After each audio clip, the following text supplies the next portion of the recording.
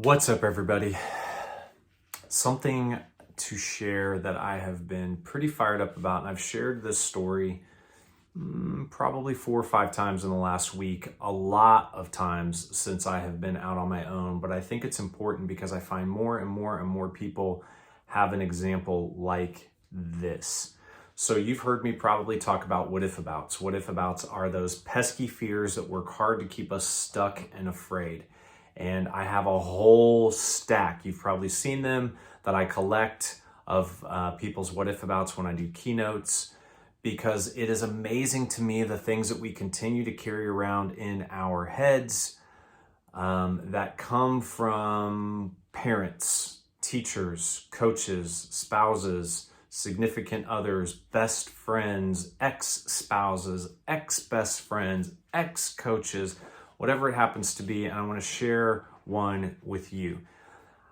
16 years old, on the honor roll all the time, have always made good grades, have a hard time sitting still because ADHD.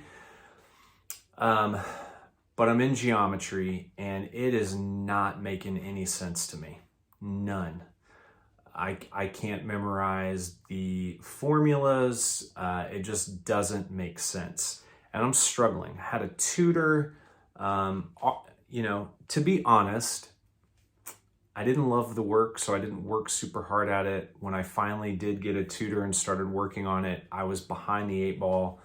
I had a lot of work to make up, and my teacher was not the most empathetic. It was the 80s. So not the most empathetic teacher on the planet. And he's standing over me in class, and I've raised my hand and I've said, I don't understand this thing. I don't get it. And I'm looking at a diagram, and his voice is getting louder because he's gone over it a couple times. I still don't get it.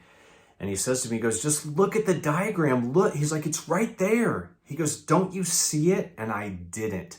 And as he was raising his voice and like pointing at things, my adrenaline was increasing, my heart rate was going up, and I felt like and nothing made sense. The way that I explained is my head got swimmy. And I said, I don't see what you're talking about, and I don't get it. And this is when he said something that followed me around for decades in my life. He threw his hands up and he goes, well, you're just unteachable. My whole class heard it. And I will tell you that I was inside. I didn't know it necessarily at the time, but that crushed me. And instead of reacting in a way that asked for more help, I was like, I'm unteachable. Well, guess what? We're going to make this a self-fulfilling prophecy. And I quit doing the work. And he passed me, even though I didn't do the work. I got a D. It's the only D I ever got my whole high school career. And for years, I carried around with me a couple of different labels, self-imposed, well, one from him, but one from me. One, that I was unteachable when it came to math. It was too abstract. I couldn't understand it. It was too hard. That followed me into college where I struggled with math. What I used to tell people when I would describe myself when it came to math, I would say I'm a math idiot. Well, fast forward to me being 23 years old, going to a eye doctor for the first time in many, many years. And I had a lazy eye growing up. I had some vision issues, but nothing was ever really done about it. So the doctor's looking at my eyes and he's checking things. He's like, well, that's interesting. And calls his partner in and says, check this out. And I'm like, what are you looking at? Like I'm the lab rat.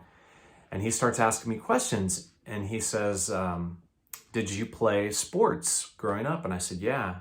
And he said, did you play baseball? He said, what sports did you play? I said, I played baseball. And he goes, were you any good? And I was like, not really. I said, when I connected with the ball, I was pretty good. But I said, I played the outfield and I was always like, I'd see the ball coming and it's like, oh crap. And I'd have to run forward or run back because I either overran it or underran it. There was actually one time when I was a kid, I remember putting my mitt out and the ball hit me right in the head. Totally missed my mitt. Had this huge goose egg. Actually had the stitch from the baseball imprint on my head. That was fun. Why am I telling you all this? Because at the end of this appointment with this doctor, he said, you don't have any depth perception.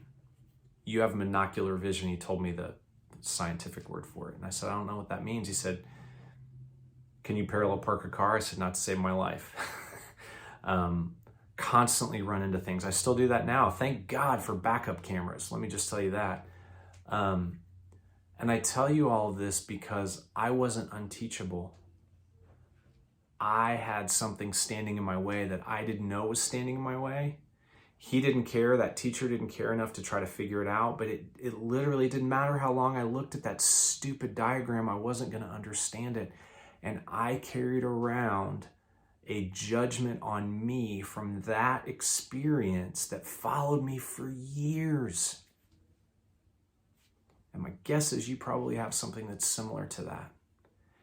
And part of my vision and mission with Firestarters is to change the world one fiery heart at a time, to help people by helping them ignite hope and torching fear on things like this. Because the more people I coach, executives, I've coached all the C-suite levels, and every one of them has some level of imposter syndrome. And I am convinced the more that I do this work, the more we are all showing up in adult-sized bodies, but as 8 to 10-year-old versions of ourselves of when we were kids, with that voice nagging us in the background, telling us that we're this or telling us that we're that, or we're not this or we're not that. And until you decide to take charge of that loop and reprogram it or erase it and replace it with something else, you're going to fall back into that same thing over and over and over. And it is beyond proven that what goes on here has a lot to do with what goes on here in our hearts and here in our bodies and with the things that we do. And so stop shoulding on yourself. I should be this or I should be that. Be kind to yourself. Find some grace and space for yourself. I am putting together a group of people that I want to meet over 6 weeks. I think it's going to be 6 weeks, to overcome some of these things in community, to learn new ways to reprogram this stuff. And if that's something that interests you, there will be no hard sell, but I want to keep you informed. So if you're interested, put a flame down below. Thanks for listening. I hope you have a great day, and I hope you remember that you have unique talents and gifts and abilities that don't belong to anybody else, and those are your superpowers. And oftentimes those superpowers are the things that other people don't get, don't understand, don't have. And a lot of that criticism that you receive is actually jealousy in disguise. Remember that fire always wins.